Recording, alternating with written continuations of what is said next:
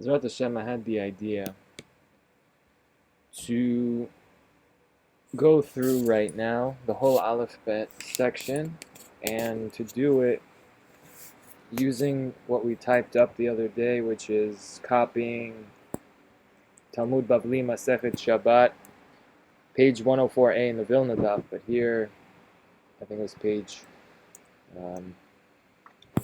56. 55, sorry, that's not it. Yes, it was page 56. Okay, so let's start with that.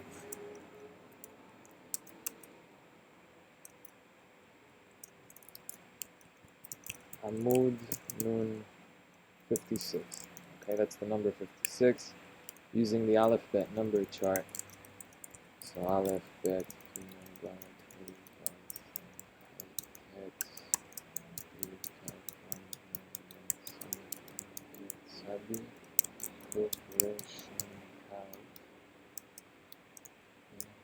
If needed.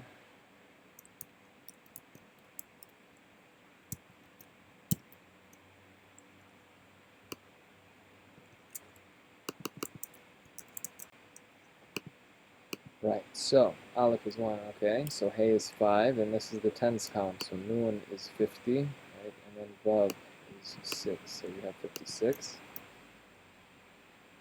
Always coming back to the Aleph for every reason, that's pretty much it.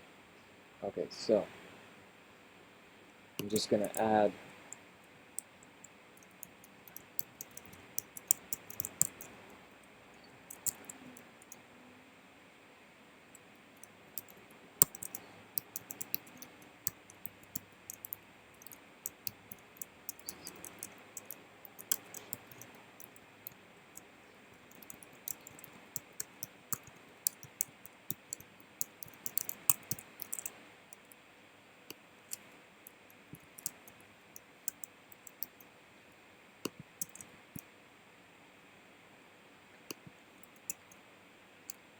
these are the 22 symbols.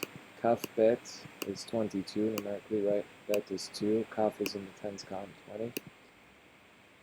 So,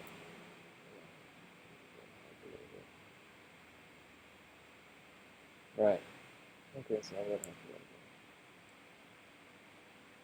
Kaf Bet otiyot shebahen nitna Torah kula l'shivtei Yisrael. So, it begins like this, Amru le.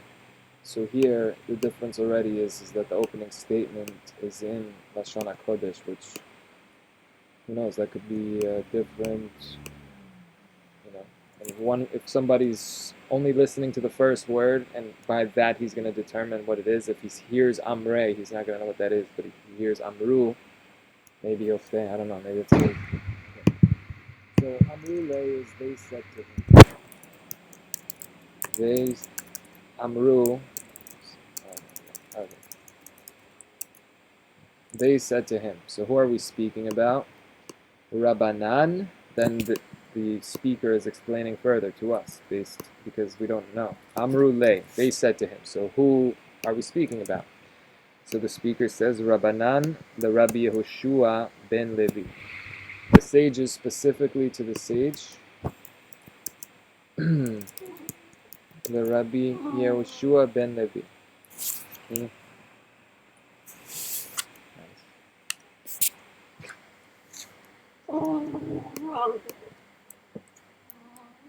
Caleb, I can't right now. Okay. Atu Dardike, here it's already different. Rabbanan the Rabbi Yehoshua ben Levi. Atu Dardike. Dardak is a little kid, and Dardike makes it plural, that yud. And where did they arrive? To where? The answer, Bei Midrasha, to the Beit Midrash. And what did they do? Ve'amru mile, and said such words, De'afilu miyamot Yehoshua ben Nun, that even since the days of Yehoshua ben Nun, lo ne'emru kavathaihu, were not said like them. Caleb, calm down, buddy. They said, Aleph Bet, Aleph Bina. Okay. What did the kids say? I'll make the symbols big so we could just see them.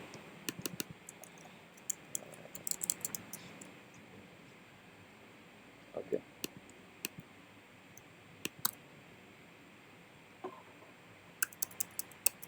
So Aleph Bet, the first two symbols. The first symbol is called Aleph. The second symbol is called Bet.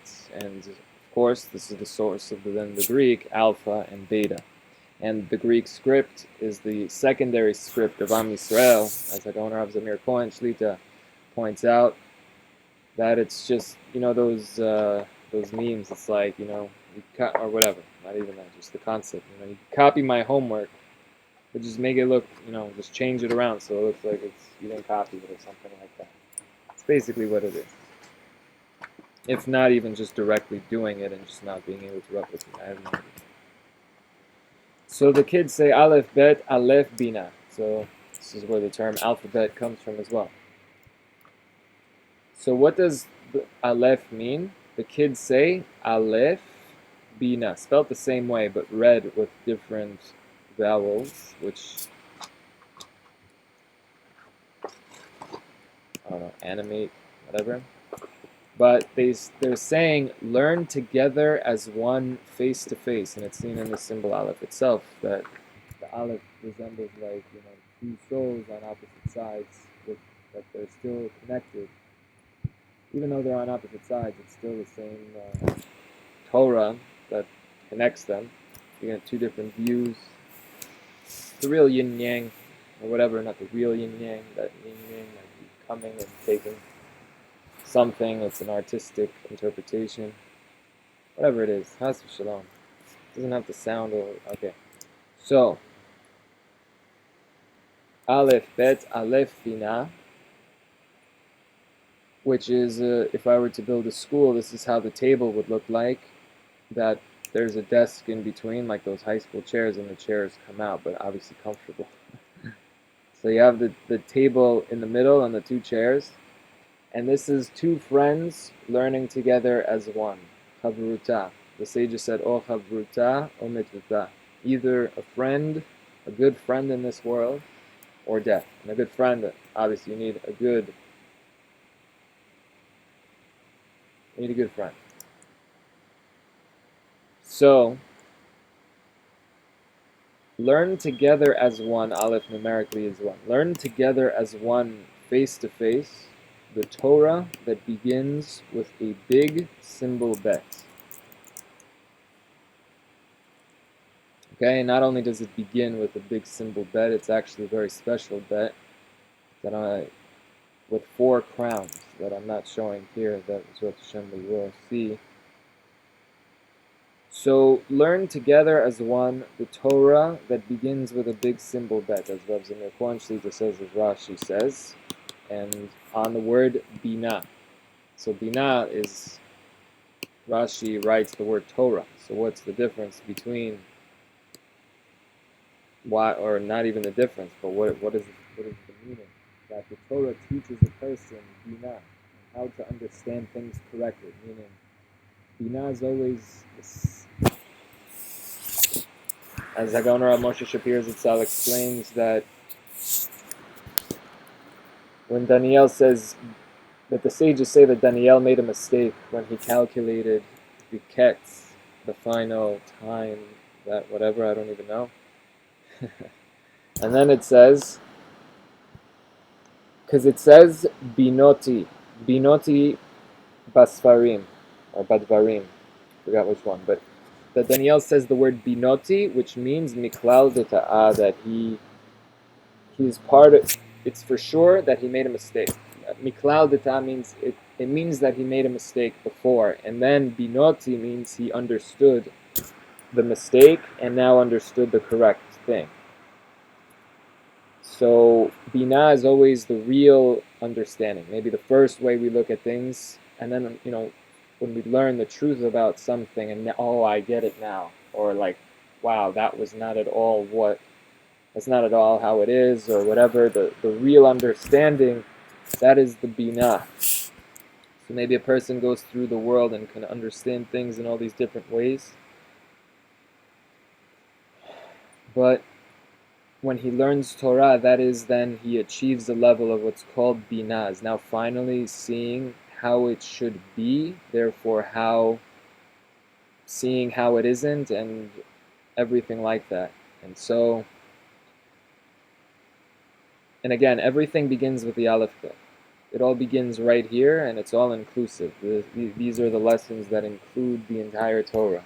You know, as just the man asked Hillel Hazaken to say the Torah on one foot. And he said, Disane lechavrach, Disane lechavrach, Disane lechavrach, al ta'avid. Ta'avid. Whatever your friend, Disane, that which is sanua, that which is hated, lechavrach, to your chaver, to your friend, al ta'avid. Do not do that. That is, Hillel Hazaken said, summed up the entire Torah standing on one foot. When the Shammai kicked this person out for asking such a ridiculous question, but Hillel stood on one foot and he said, "Desanei lechavrach al ta'avid, al ta'avid." That which is hated to your friend, do not do that.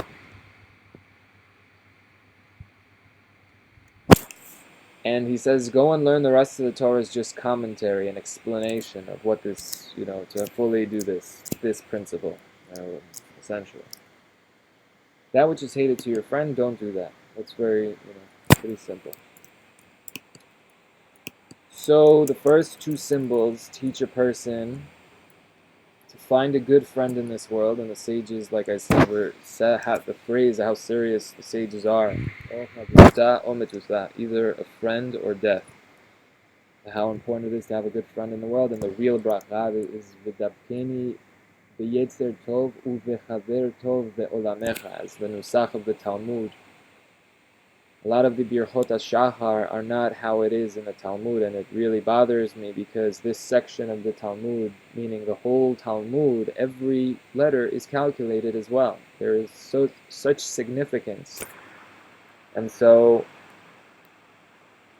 when did certain additions come in, and why aren't we saying it how the sages transmitted it in the Talmud? So, I don't know.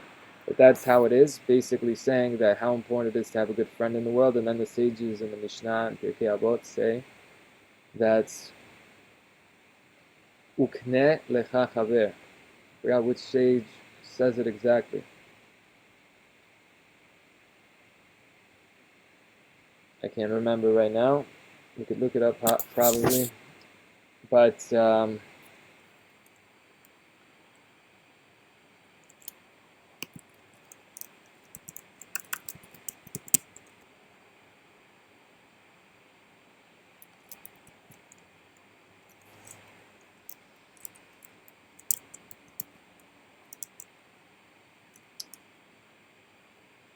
wow.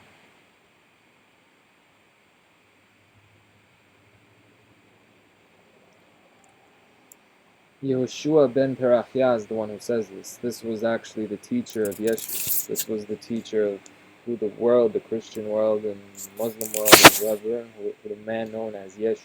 This was his teacher. One of his teachers. But this was the main teacher that he took him along with him. Yeshu was his mishamesh, as they say, his helper, his servant. And a servant, not at all, God forbid, like slaves, what the whole concept of slaves in America, that connotation, God forbid. Mishamesh, that he wanted to always be and be able to observe and learn and everything. But wow, that's amazing. Okay, just that maybe for another time. But anyway, Rabbi Yehoshua ben Perachia, he says, Aselecha Rav, make for yourself a Rav, a leader, a rabbi. Then he says, Ukne lecha chaver. Ukne is to buy for yourself a friend. And so the sages here, I think if it is Rashi, but I have to look it up myself, but the sages say that even if you have to pay for their travel, means even if you, because they live far, that's how important to have a good friend is. You pay for their, today, Uber, you pay for their gas, you pay for whatever. So, the first step to life is acquiring a good friend and somebody that you can trust and want to be around, and obviously husband and wife. A friend, that's what I was going to say before, a friend is, you have when you're little, you grow up, and you have your friends of the same male, and then the age where males naturally start to like females and females naturally start to like males as well. And again, like I said, I'm going to have a whole video explaining androgynous and everything having to do with these concepts. And the sages discuss everything openly, but I'm just still preparing all the information, and I want to present it in a very good way that will hopefully leave everybody feeling good and know sort of now how to channel and what to do, what's been going on, and how to then proceed based on the text, based on what Hashem is saying, and not on just some text. Okay, so I wrote it.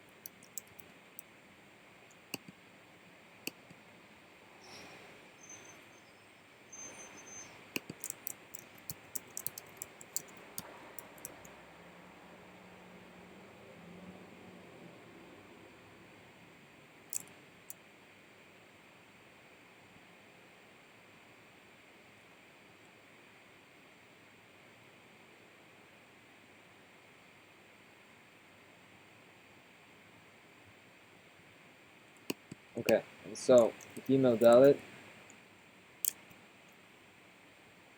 the kids say Gimel Dalet is Gimol Dalim. Give to the Dalim, give to the poor. So the child asks, as the correct way of learning is the child asks the question and the teacher answers, not the other way around. Mai ta'ama peshuta kar'e begimel legabe dalet? What is the reason? Mai ta'ama pashta kar'e begimel legabe dalet? So here this is another difference. Maybe we can highlight the slight variation. Oh my God. See, our text editor is going to be amazing. Okay. Mai ta'ama pashta kar'e begimel legabe dalet? What is the reason that the leg or the kar'e,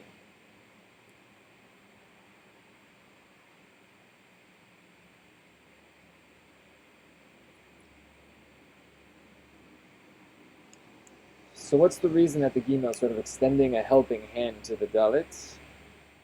Because Sheken Darkan Shel Gomlei Chasadim Larutz Achar Dalit. Okay, so in the initial understanding, Kar'eh here, let's say it's a leg, so it looks like the Gimel is like two legs, and it's running towards the Dalit to give to the Dalit. So Gimel and giver as a way to remember. Okay, sorry. And then another question.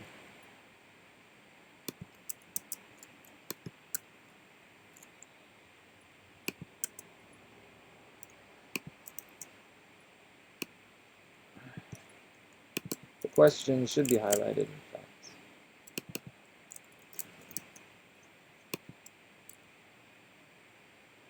What is the reason that the leg of the Gimel extends to the Daled? Because this is the way of the Gomel Chesed to run after the poor, to go and help them. Then the kids ask, according to this nusach, which is an amazing change as well, Maitama pashta tage didalet legabe gimel. Tage is the crown, or a pull of the ink, like to tug, literally where it comes from.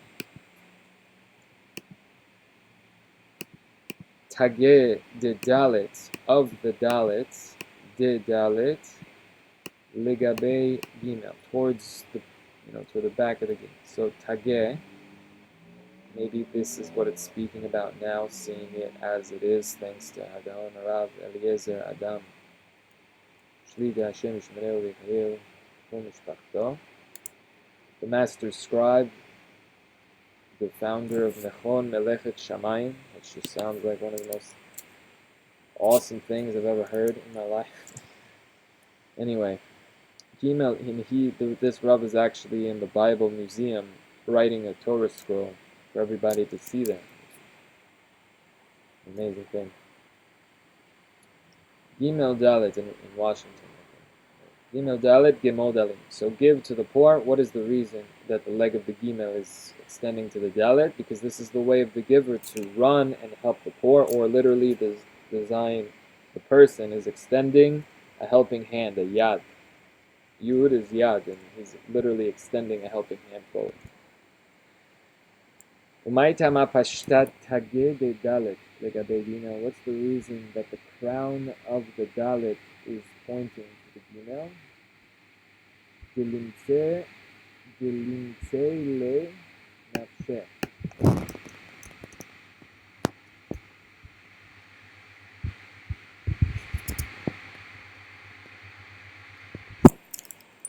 Right? So just to confirm that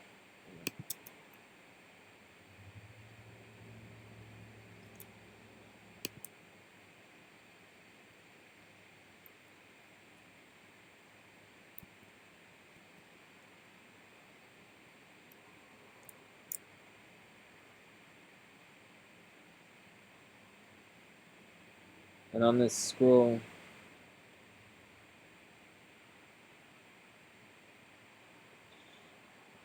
Pashte tage, Pashte tage didalet.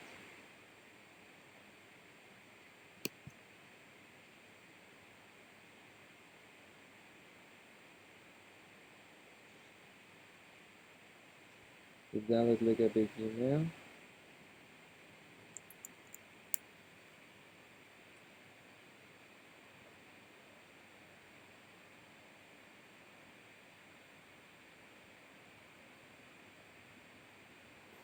Is that a pull of the quill that chipped off? Is there a lamed that was supposed to be here?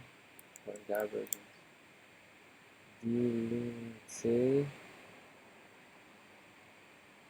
Dilimtse le nafsheh.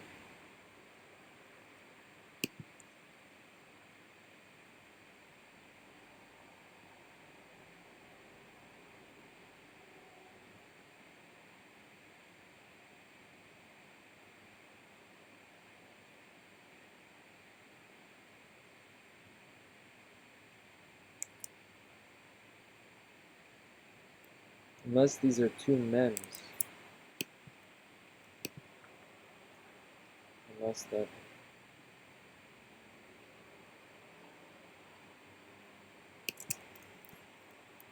Dimimse. I don't know which one it is.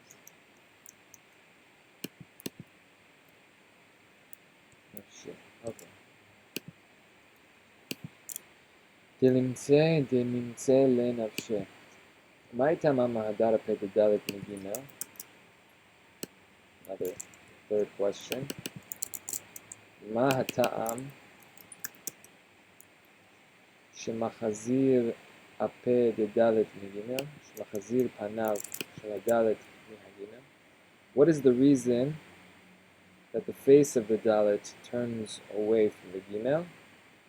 דליתן לבית שנאה, כי היכי דלא לחשוף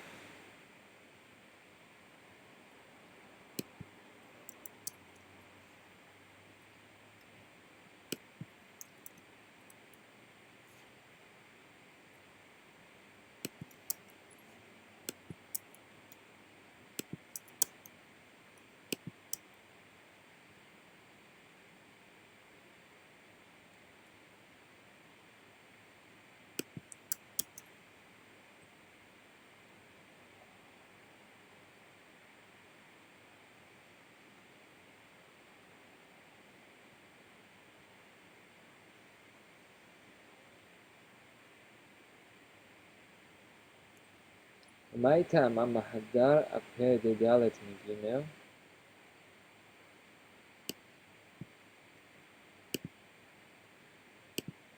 This is the one I must have known. מה הייתה מהפשטי פה דדלת מגימל? דלמצא לנפשי.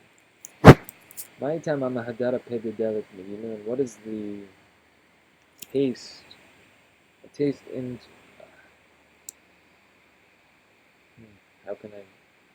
taste for right now, I translate as reason, although Rav Moshe Shapiro himself said that's not the meaning of it. I just don't know what it is. If you know, let me know. Credit to you, of course. So, Diliten lebet sin'ah. To give to him discreetly, ki hechi dilo lichsof nafshe.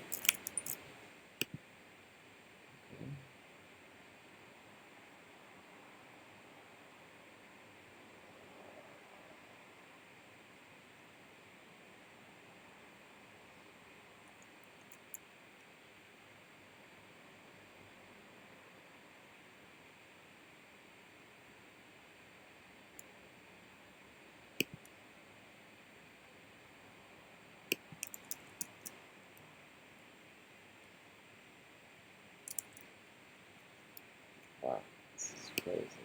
This is a crazy. This is a difference. And again, I'm highlighting the differences between what we have in our Talmud and copying now from this manuscript. They actually spelled it out like this. It's an amazing thing. Wow.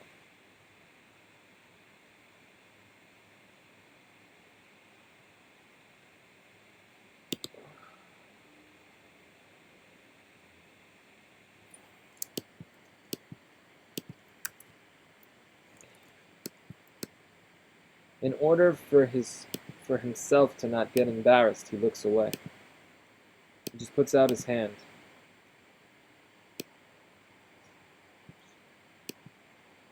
Delitin lebitzin'ah, ki heichi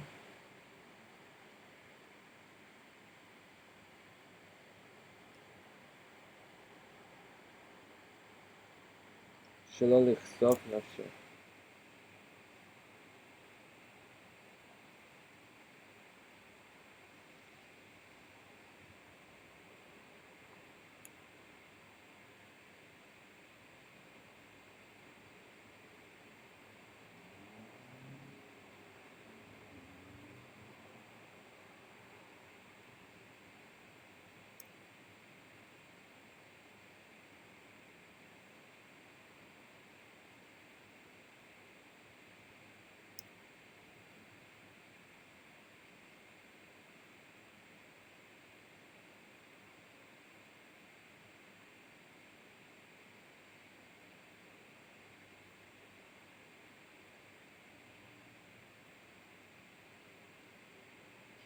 Ki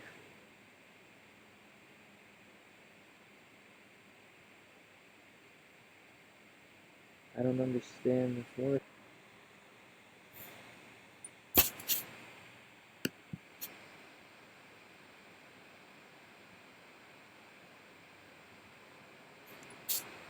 Heichi, I just realized, is 45 numerically, which is the gematria of Adam, that he's a person. Shelo lichsof nafshe, to not cause him based on the teachings of Agon Moshe Shapir Zatzal, to never cause him humiliation. So he won't be humiliated. Humility is a good thing. Humiliation, I don't know why this is connected. Whatever. Okay.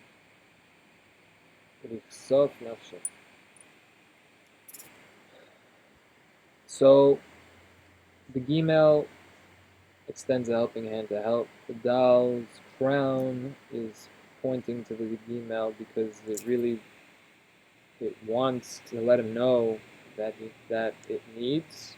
On the other hand, the face of the Dalet is turned away because it's embarrassing to have to receive in order to not cause lichsof nafshes. So himself will not feel embarrassed because it's embarrassing to have to receive. So these are things that are, again,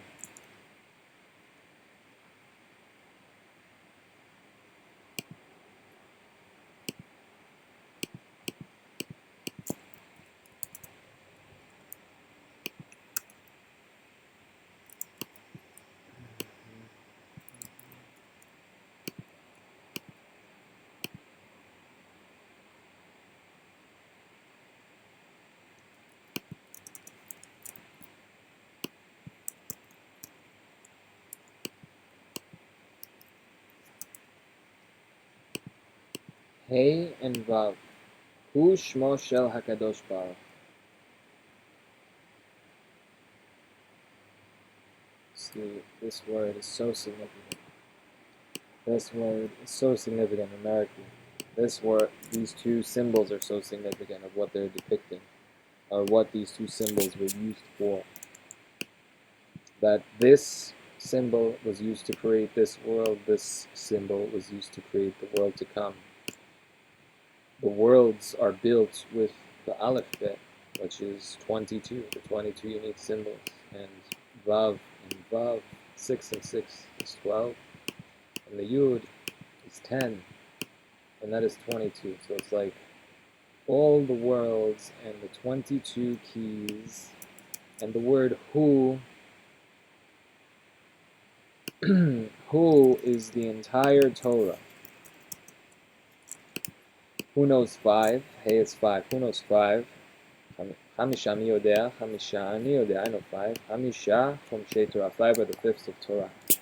Vav, Shisha mi yodea, Shisha ani yodea, Shisha sidrei Mishnah. Vav are the 6 orders of the Mishnah. Aleph is the Talmud of the sages who learn together in pairs, sitting across from one another, and even though they're on opposite sides, it's the same Torah that unites them. The Vav is the bridge that unites and bridges two things.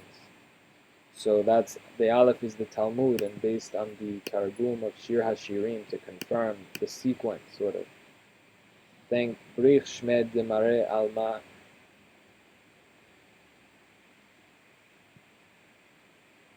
Yehav Lan Oraita Al Yedoi de Moshe Safra Rabba Ktiva Trein Uchei Abnaya Veshita Sidrei Mishnah Vetalmuda Begirsa Vehava Mitmalel Imhon Apin Be'apin Kegvar Dinashek Bihavre Min Sigiu Yadir Shivin Amemaya. I think that was pretty much it. If I said it correctly. No, for the most part I did. I'm not going to now put doubts. Who, because I can't put doubts if you're saying something over. Who is the entire Torah? Hu Elokeinu Ein Od. Hashem Hu HaElokim. That God is revealed through the Torahs that were given and we possess and that are all one.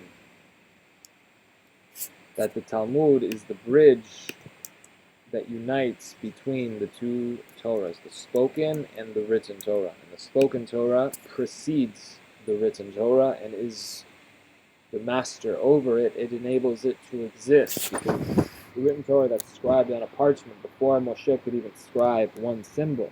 Hashem told Moshe all of Masechet Sofrim, the tractate of scribes, all the rules in scribing and preparing an authentic Torah script. So before Moshe could even write, you have to put on what parchment.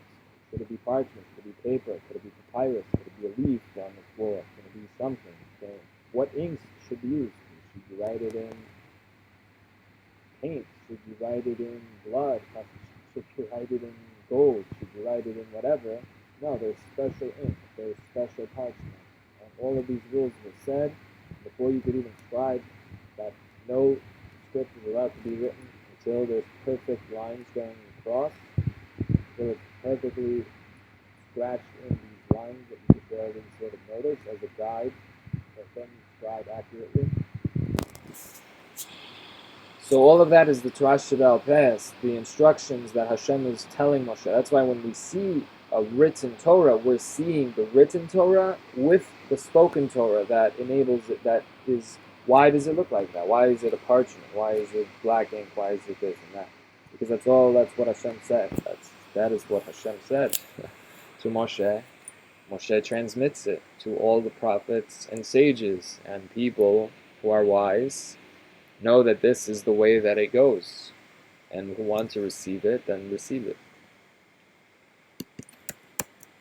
Zeh Shmo Shel HaKadosh Baruch Hu. It's interesting, here is the vav, and here there is no vav.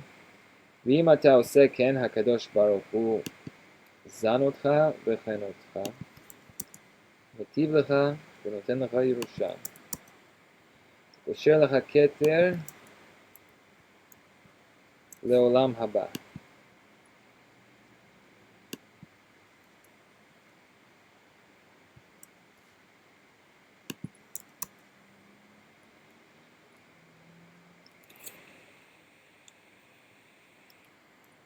You see, this Ktav Yad is a little interesting because here mem petucha in the feminine, and all of a sudden it says mem satun.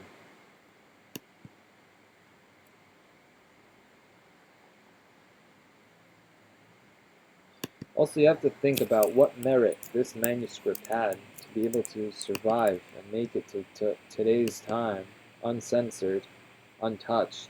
The truth is that it does open up with the page of a whole cross, and meaning it was in Christian hands, but maybe the way that the scribe wrote down these symbols in a special way that you'll be able to tell if you know how Hebrew looks like. There's some interesting ways that certain letters are shaped here, or not shaped here. Look over here.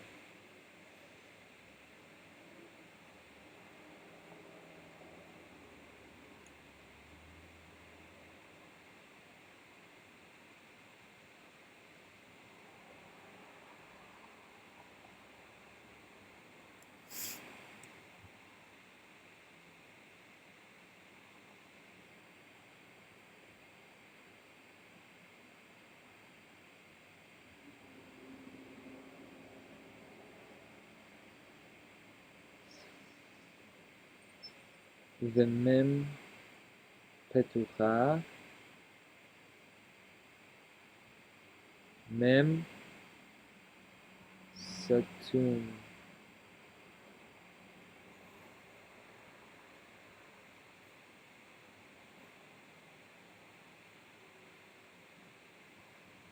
I wonder if when he writes a mem sofit that is open to the side like this, if he really means to include a hey there after. See, and look how it's calculated.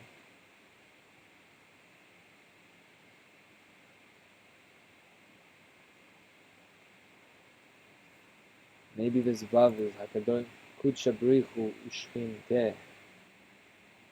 ואם אתה עושה כן, הקדוש ברוך הוא.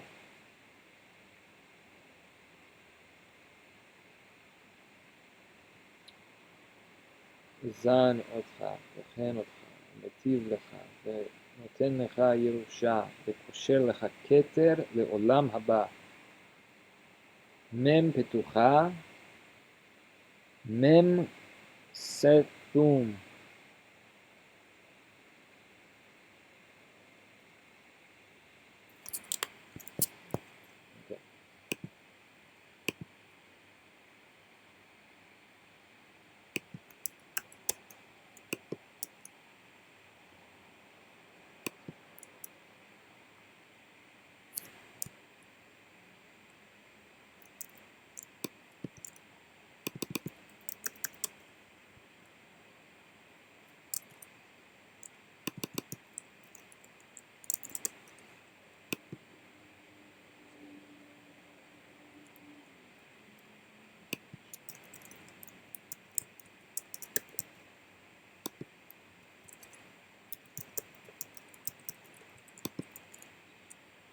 Okay.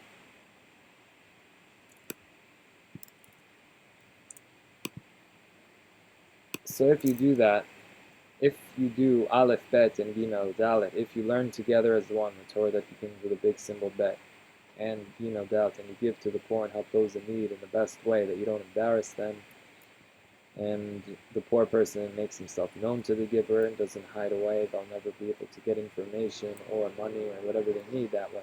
So it's not just about money, it's about information as well. And the giver gives, and the receiver can look away, whatever, I don't know, they both look away, I don't know.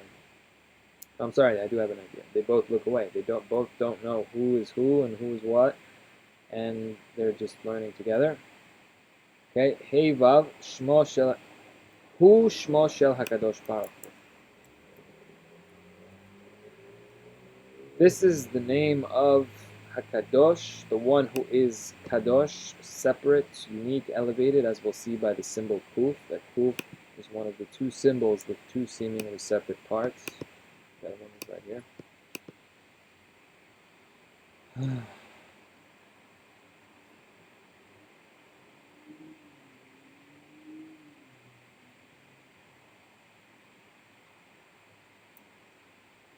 Okay. Second, and if you do this, meaning if you do what we just mentioned, Aleph, Bet, and Gimel, Dalet, then Hakadosh Baruch Hu, the Hey and Vav,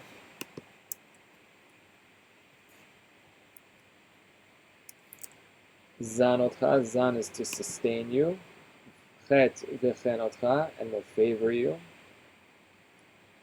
Okay.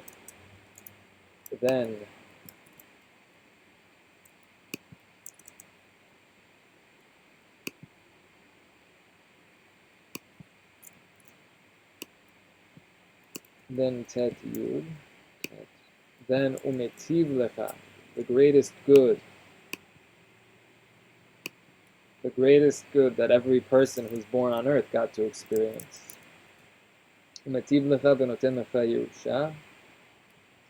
Whatever. Obviously, okay. V'kosher Lecha Keter, and will tie for you a crown. Lamed le'olam haba. So Hashem is going to then do good for you and give you inheritance and tie for you a crown. Lamed is le'olam haba.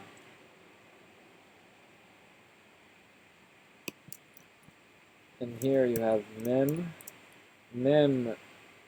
petucha, the open mem, and the closed mem patuach. So ma'amar patuach, ma'amar satum, a saying that is open, that you could enter and understand it. Ma'amar satum is something that you have no idea. You don't even know how to break it down, how to anything.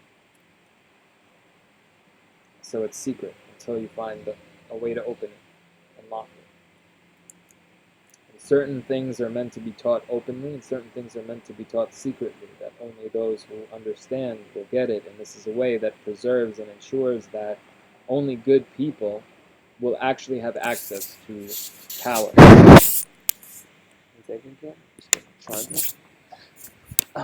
So, the plot in every movie is that the danger is always when the power falls into the wrong hands. So the way that the whole Torah is designed is that it ensures pretty much, actually that's not true, maybe that was the tragedy I just realized of Achitophel.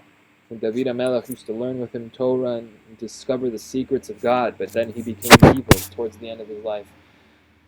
How is it possible? I don't know, but it just came to me just now.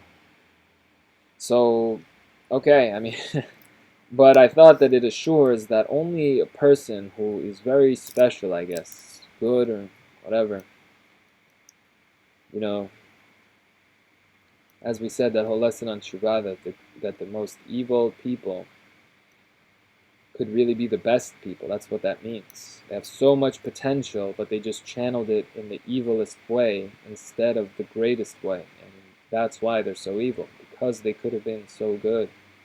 Or for anyone who thinks of themselves as evil, if they flip, they can become the best.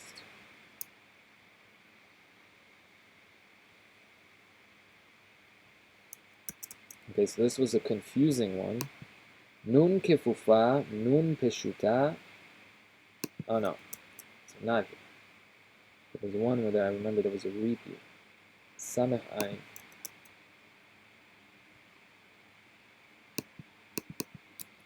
This is another difference.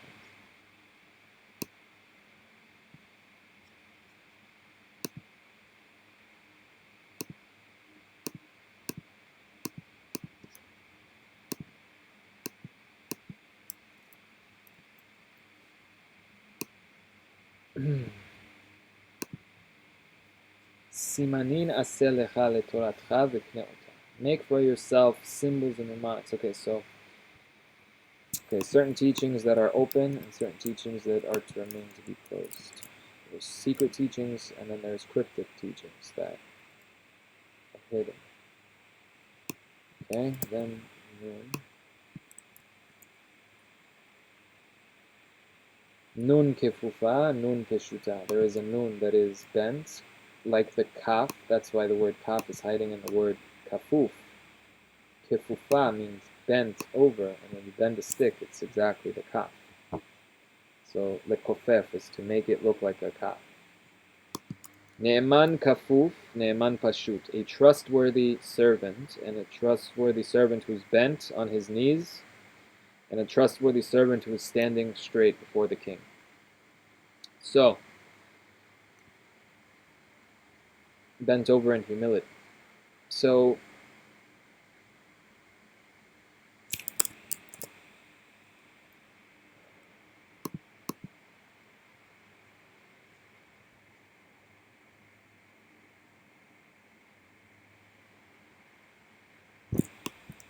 okay.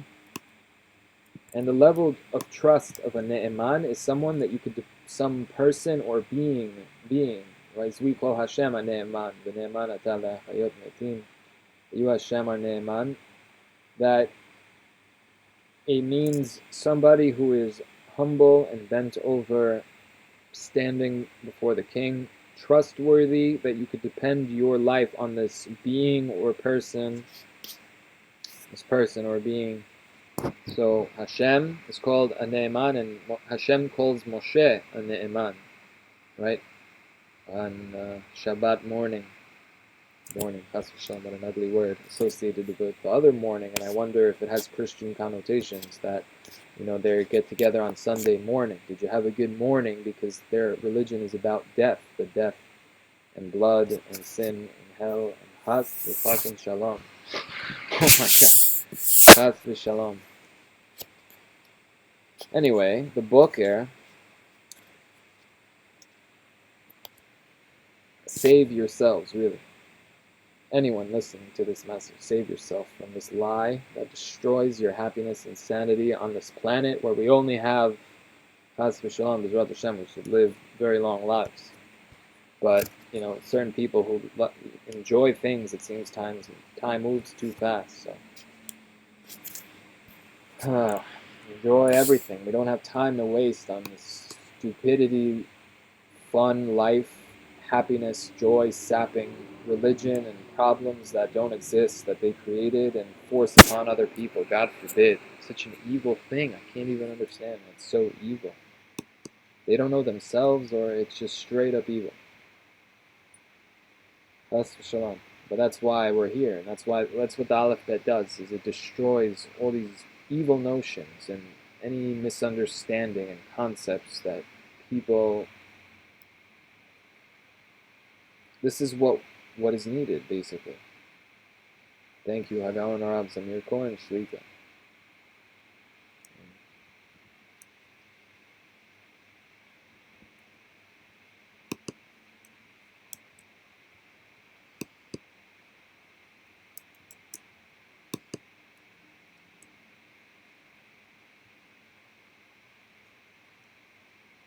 Wow, so our version only has one version.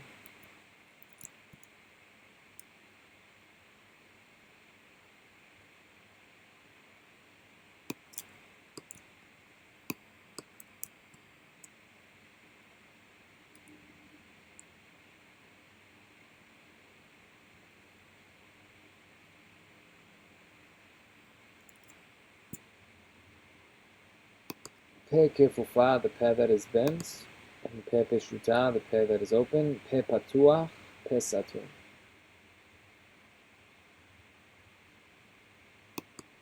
This really is the open pe, and this really is the closed pe, like the chin is up. Here the chin is down, like you open your mouth wide and the chin drops down. So here, when your chin is closed, this would be the closed pe. But here they write pe patuach, the open pe, and here they write pe satum.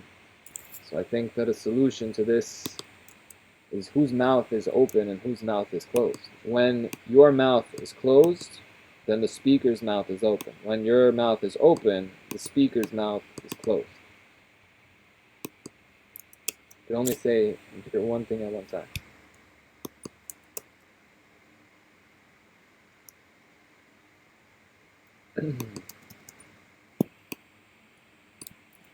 Also, when you see that there's no one around to teach, you open your mouth and teach. When you see there's someone greater, close your mouth and listen. Rashi quotes Ma'amar of Hillel Hazaken, Bishat hamachnisim pazeh. At the time where people are taking in information, give them good information. And at the time that there's other people giving out information, close and collect the information. So, something like that. Okay.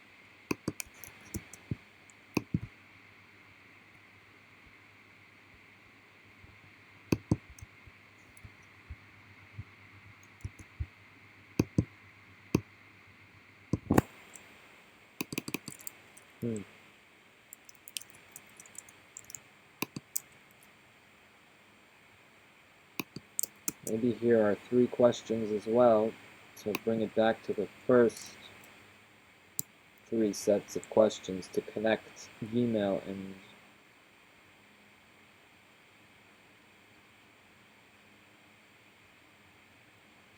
Dalet. So, and in fact, in Atbash, Gar Dak is the opposite. Wow, so they like parallel and also have 3 questions.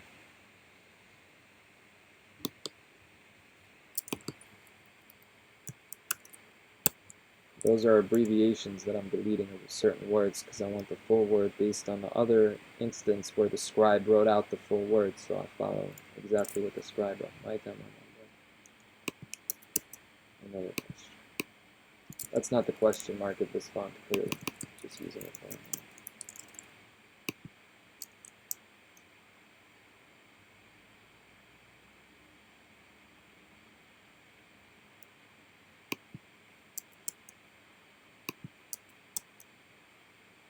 This also section is slightly different.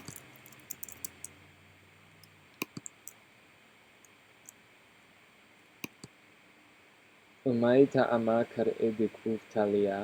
is the reason that the leg of the kuf is suspended in mid-air?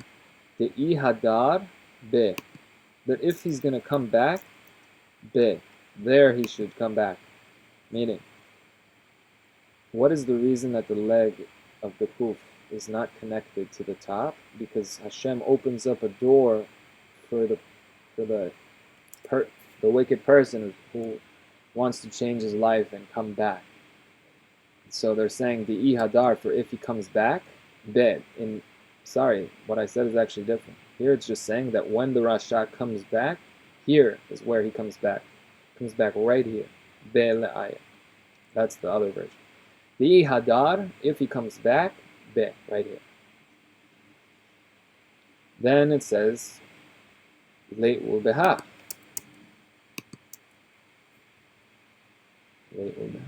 Shouldn't he just come back through here? Like he goes all the way around and whatever.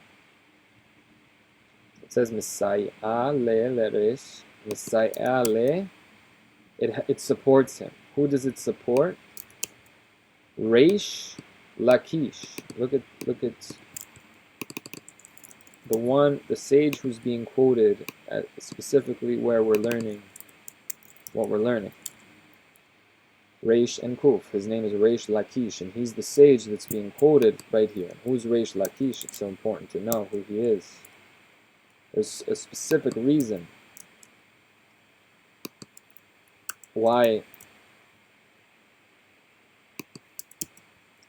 a certain sage is quoted giving over a certain teaching.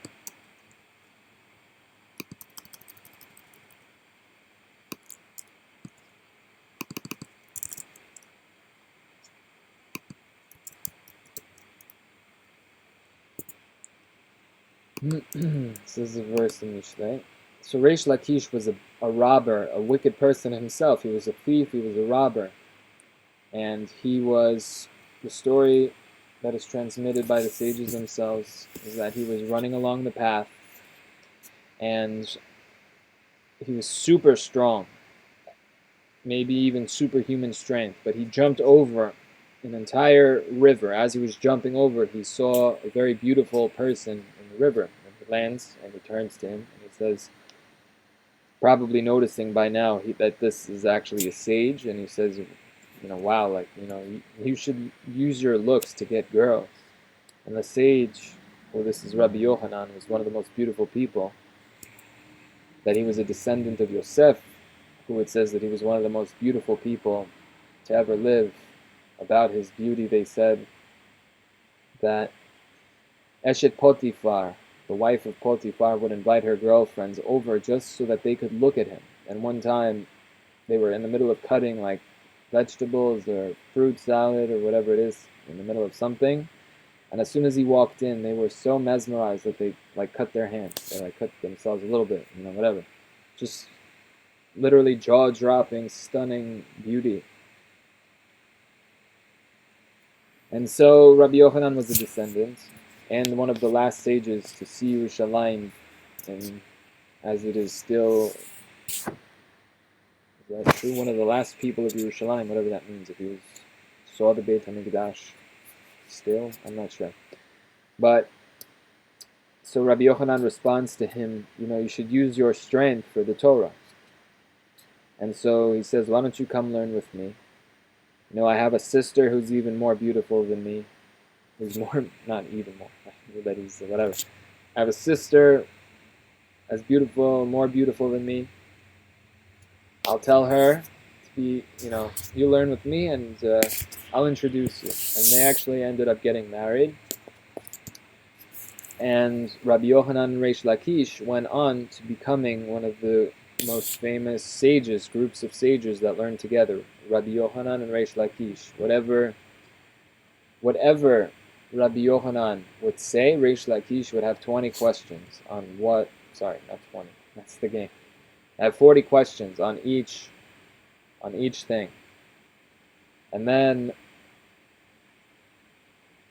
when Rabbi Yochanan would answer each one of these questions, Reish Lakish had 40 more questions on every single thing that he just said. And like this, they would learn massive amounts of Torah and information.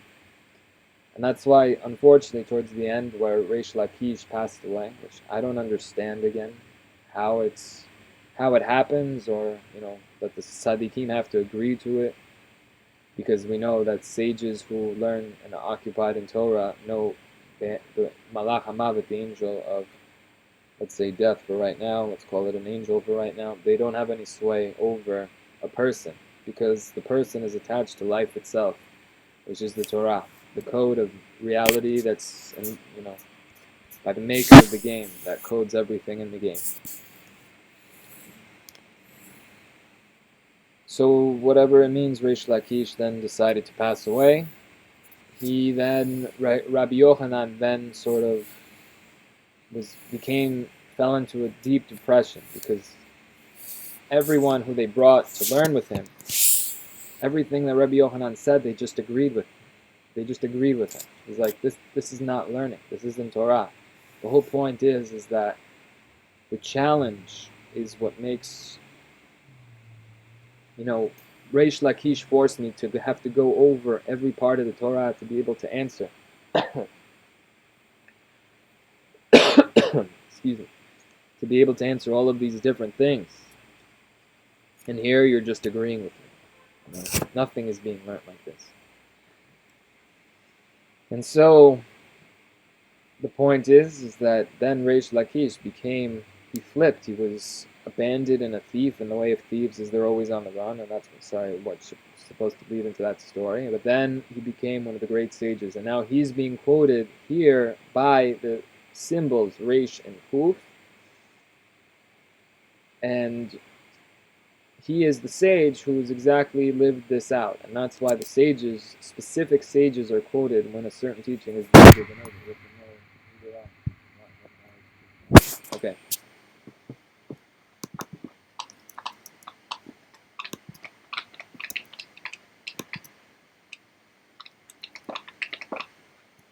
Okay, so the pasuk says, "Im la letzim," if he wants to go and fool around, maybe where like leitzan comes from, like a clown, a fool, whatever. Not saying clowns are bad, but here it means in a bad way.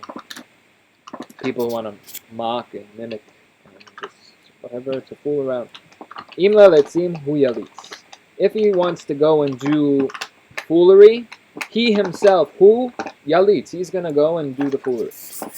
Ula anavim, but if somebody wants to become part of the ones who are called anavim, who are anawim, not anavim like grapes, anawim, which are humble. Yiten chen, maybe that's why they're in bunches. Again, the connection between the sounds shows a link between the information. Why it is information? Why does it share almost the same sounds? And why does it share the same aleph bet? Why does it share the same number value and everything? These, of course, are links and information I can't explain right now. Ula anawim yiten hen. And to the humble ones, yiten, Hashem will give hen, favor. As we saw, chet is chen. So they're saying, ba'alitma patchin lo. If a person comes to do impurities in this world and do whatever he wants, I guess, litma patchino, the door is open, really. If you're born, thank God, in a healthy body, you're wealthier than many people on earth, or whatever, however the commercials make it seem. But litama patchino, if he comes to do impurities in the world, patchino, the door is open. You really can do whatever you want in a free world. The limitations that you have in your body, of course, but you're free to do whatever you want. But balitar, but a person who comes to purify himself and become illuminated and see clarity in and get clarity in their life, misayino oto, that Hashem is going to send extra help to help him. And Messiahin might be where Messiah comes from, the one who is Messiah, the one who will help us truthfully. Not, God forbid, damn humanity to hell unless they believe in him. Chas v'shalom. Again, Chas v'shalom. And who knows the real conspiracy theory? One of the most amazing, mind-blowing lessons on the real truth of who created Christianity and why was Christianity created. But on one hand, that was the craziest twist and the craziest story I've ever heard in my life. Rabbi Ari Khan Shlita. Called Jesus in the Talmud. Amazing lesson in English. The real story of who he was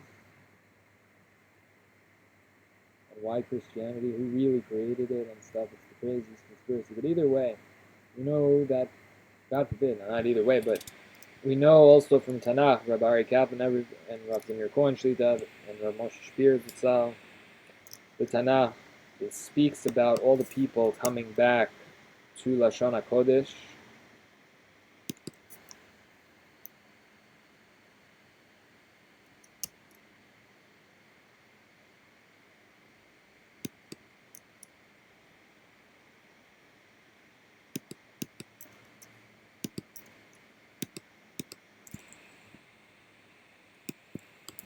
That all people should know the truth. Once again, all people will know the truth. They'll know what is a lie and what is a truth. And where the word truth comes from even. Or the word true. Torah, true.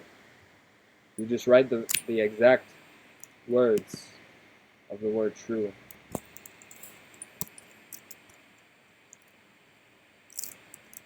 Or if you pronounce it like the Yemenites, Torah. The thing is Torah. You can really, word true, but the word truth, which means multiple Torahs, at least 2 Torahs, which is the Torah Shabbat, Torah Shabbat.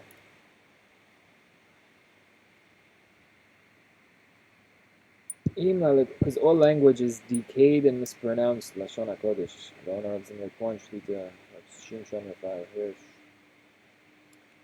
So the kids say, Shin is Sheker, Tav is Emet, Shin is Sheker, lies, and Tav is Emet, truth.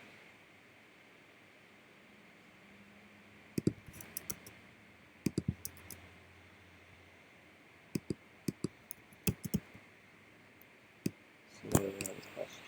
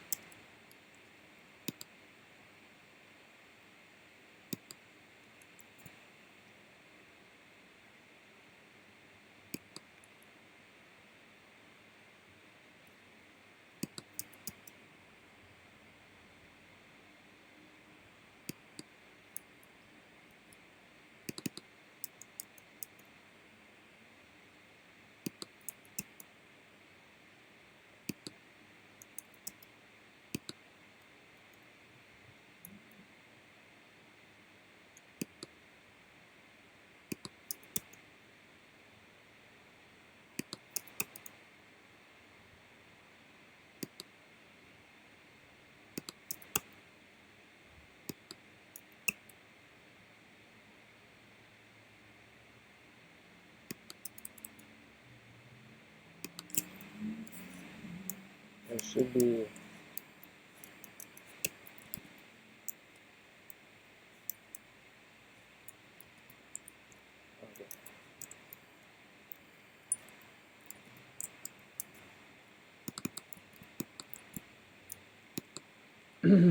at.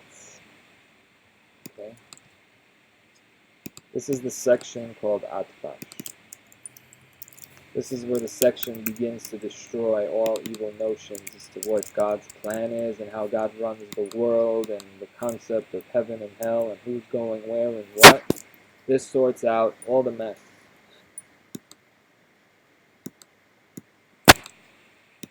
Thank God.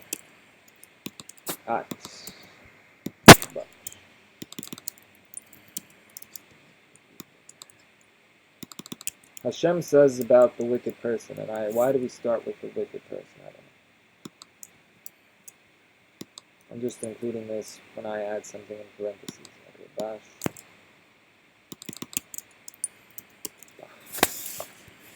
Okay.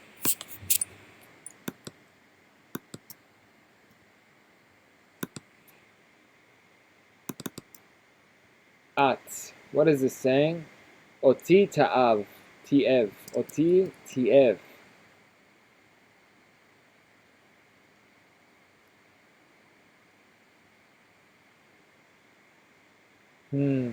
Oh wow, this changes everything. This changes the whole meaning of everything. Oti tiev means he disgusted me. He did things that are disgusting to me. But atavelo. I desire him. I want him to come back. Bash, Hashem is saying about the wicked person, Bilo Hashak, he had no desire in me. Shmi Yahulalav, my name will still be recognized upon him, or it means Shmi Yahulalav might mean that my name will become Chol if it's on him. Like it will become, the opposite of Kodesh is Chol. So the opposite of Kedoshim, Chas v'Shalom. That's really the truth. If you're spiritually connected, the spiritual enlivens the whole physical, and physical is spiritual, being generated every second. You zoom into an atom and everything's moving and spinning, and you keep zooming in until you don't even know what you're looking at anymore. You're not looking at anything. Everything is being generated every second. So, Gimel, and so At, Bash, Gar is Gufot, Tima, Arachem Allah, I will have mercy. Dak is Tlatotai Niel. I never heard it said like that. It should be like Na'al. Tlatotai Niel. The ways of the wicked, he closed all of his doors to me. Karnotav lo agadea. Should I not cut off his horns? The concept of wicked people with horns. The Karnotav is his pride. I will not, or according to the other way, I will not cut him off. Not cut down his pride. I'll let him live out however he wants. It's a free world. Hashem is going to protect those who bring upon themselves all the protection in the world and pray to Hashem every second to protect them from all types of wicked people. Oh, sorry, buddy. All types of wicked people. Chas v'shalom.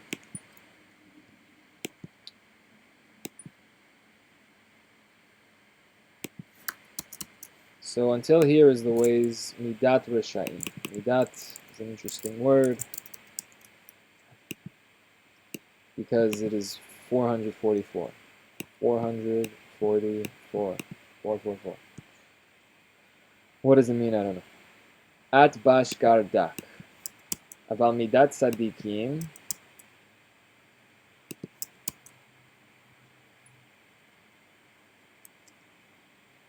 This is where the section got a little bit messed up.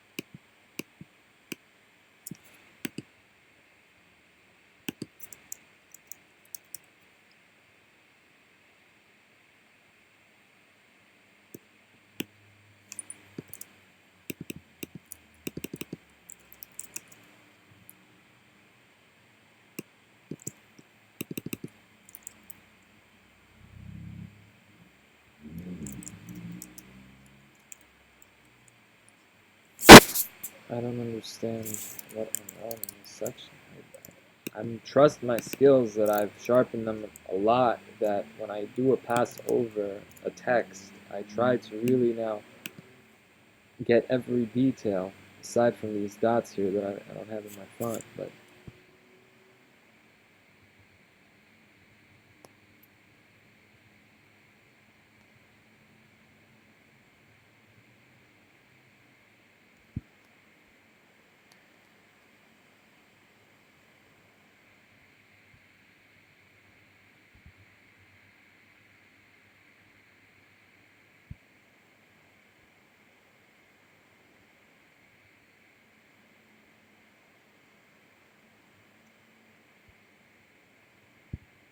yeah, how are you?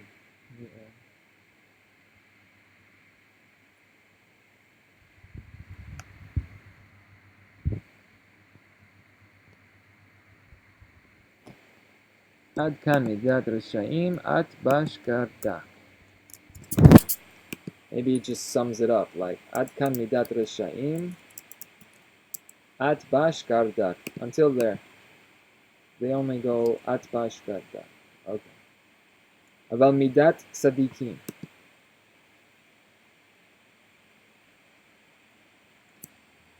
I don't know how that looks in the webcam, I just realized I'm trying to see.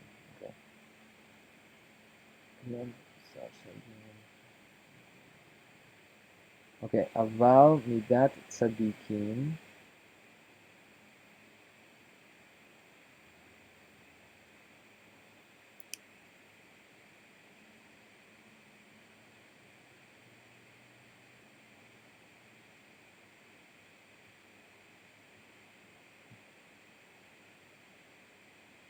What is this word?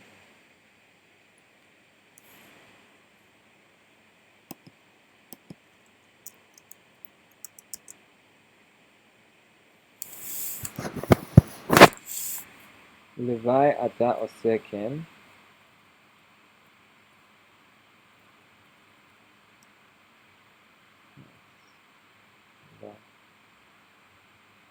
He writes an aleph like a tzadi sofit. Here, hatz vaf de.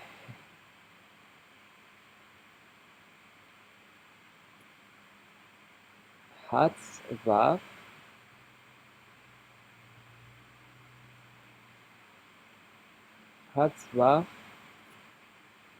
dehen hatzitza have. Oh.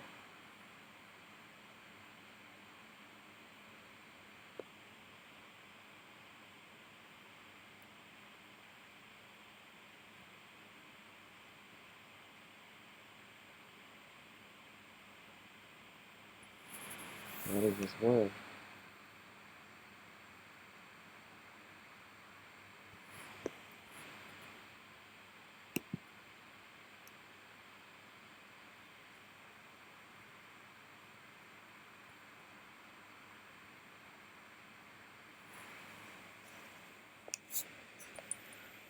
I'm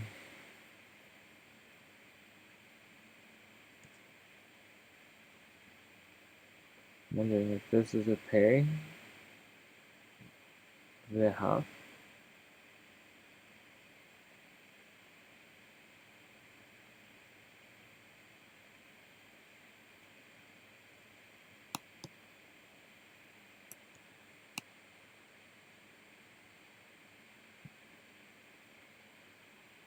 This is another thing that's variant. There's going to be a barrier between you and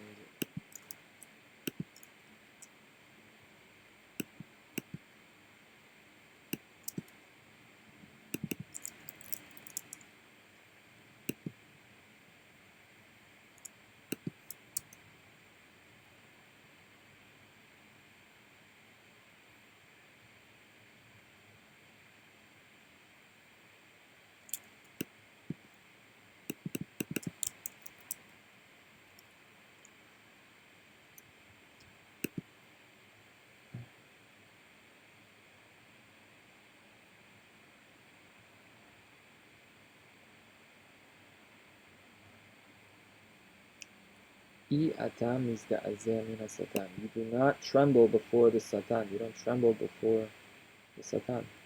So that's the word Satan.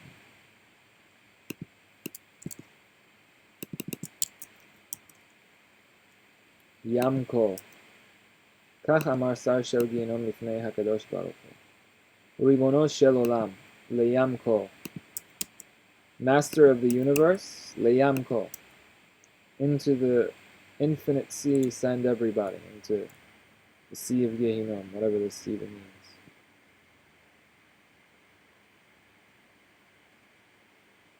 Why does the word mean had in the word Gehinnom?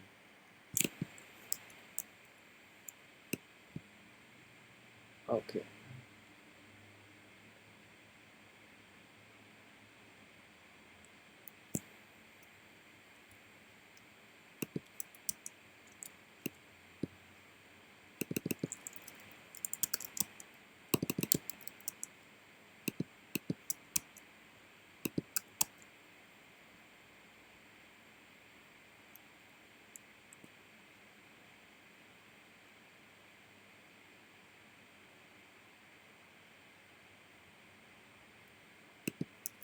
This is every seventh.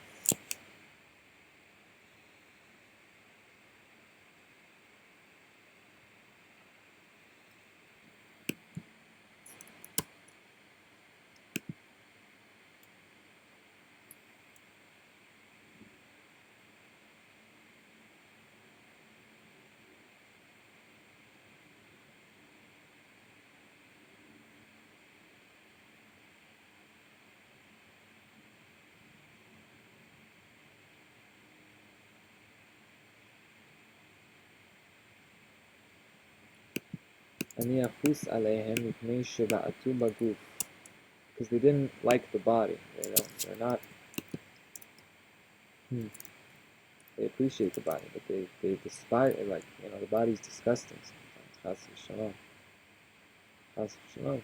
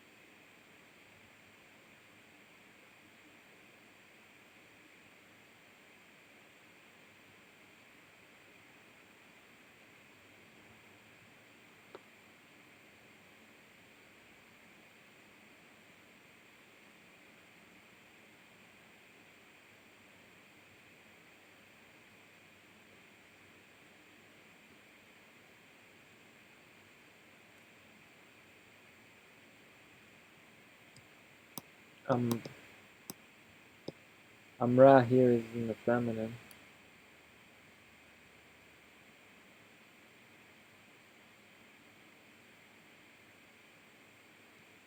No, so here we'll just do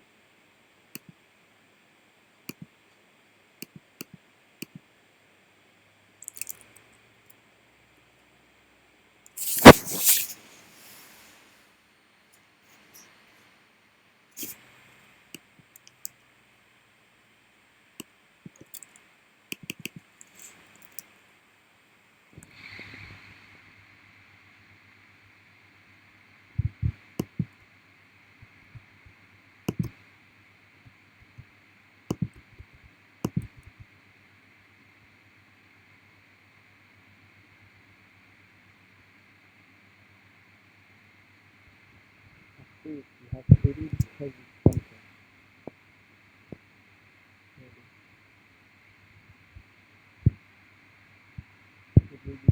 That's why. Okay.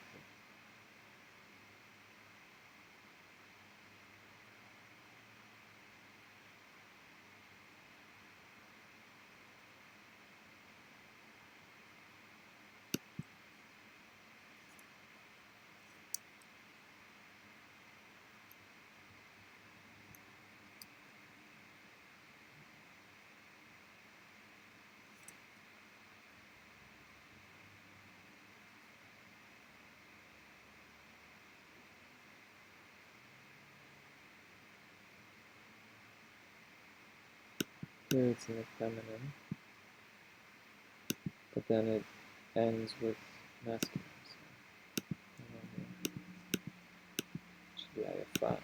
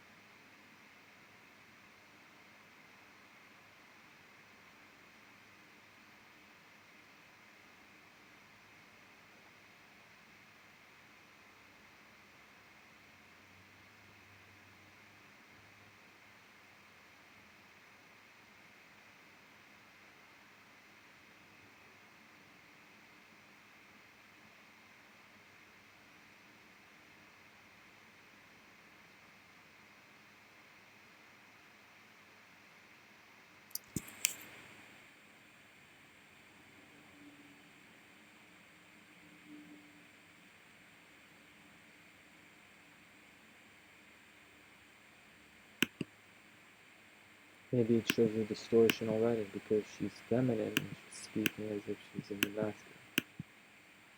Maybe that's something.